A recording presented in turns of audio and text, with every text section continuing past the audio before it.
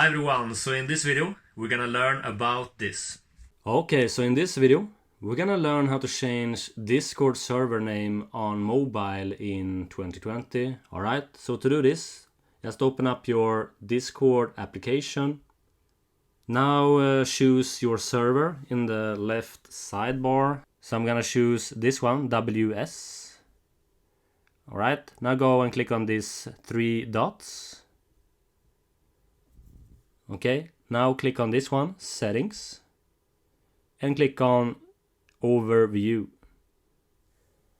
So here you can see your server name. Now you can delete this name and add a new name. So I'm gonna name this to Waatz.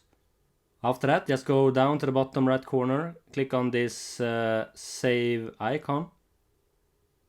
Server settings have been updated.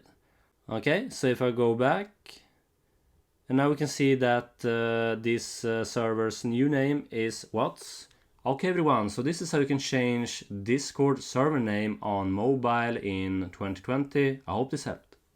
Okay everyone, so I hope this video helped you out. If you like this one, you can give thumbs up, you can leave a comment below, and also check out my latest video right here. So I hope you have an awesome day, take care and bye.